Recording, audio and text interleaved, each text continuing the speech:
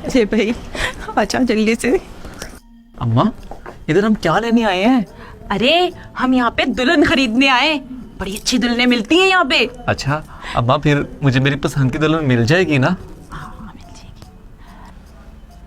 जी madam, मैं क्या मदद कर सकता हूँ आपकी? भाई मुझे अपने बेटे के लिए ना बड़ी कोई प्यारी खूबसूरत सी अपनी मर्जी की दुल्हन चाहिए। मैडम वैसे तो हमारे पास बहुत वैरायटी है, लेकिन उनमें बेस्ट इस वक्त सबसे ये तीनों ही हैं, तो आप देख लें आपको कौन पसंद आती है।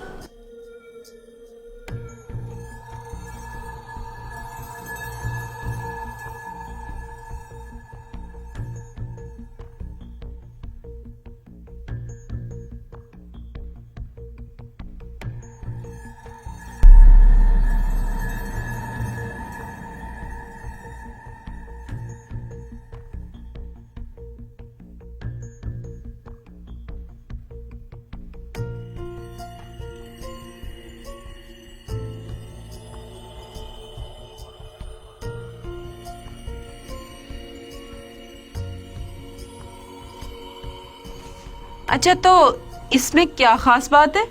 मैडम ये पढ़ी लिखी है, खूबसूरत है, जॉब कर रही है, 1 लाख रुपया सैलरी पे। हाँ घर के काम नहीं जानती, हाँ अंडा उबालना और चाय बनाना आता है, लेकिन वो भी सिर्फ अपने लिए। जॉब करती है ना तो ज़्यादा बिजी रहती है। अपनी कमाई का 50% तो ये अपने ऊपर स्पेंड करेगी, बाकी 50% जो है वो घर पे खर्च कर सकती।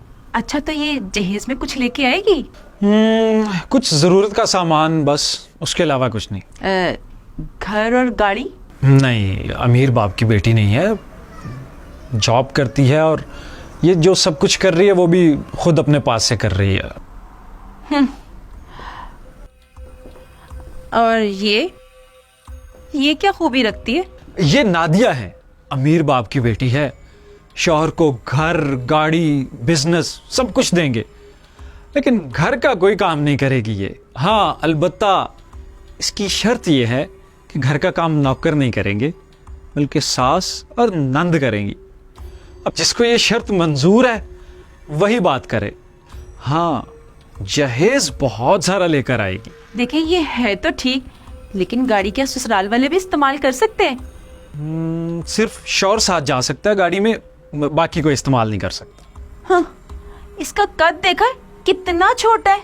वालदैन इसीलिए तो इतना जहेज दे रहे हैं, आपकी जिंदगी बदल देगी।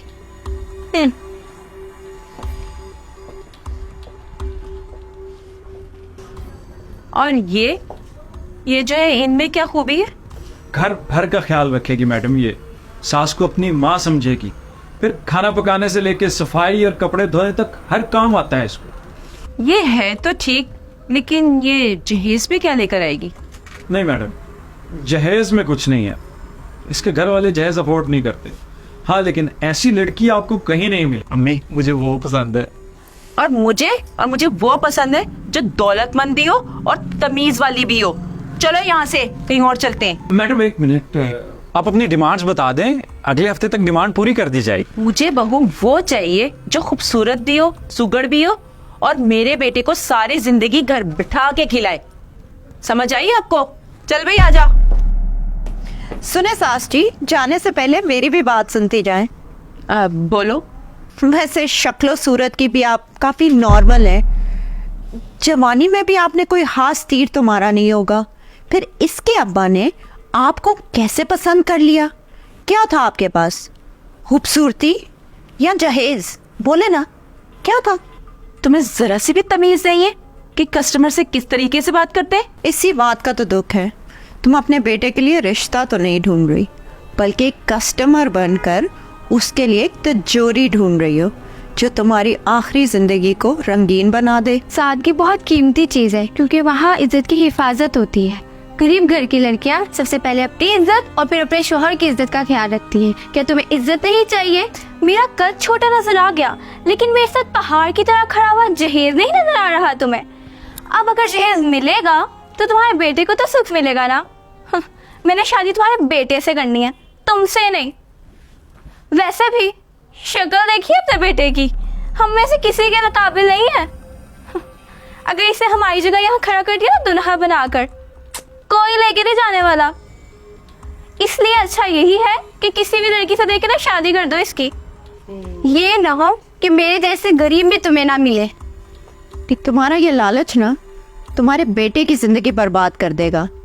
जो तुम्हारा ये लालच पूरा करेगा वो अपनी ही शर्तें मनवाएगा, और इतने में कहीं तुम अपने बेटे से हाथ ना धो बैठना। तुम ये सब क्या कह रही हो?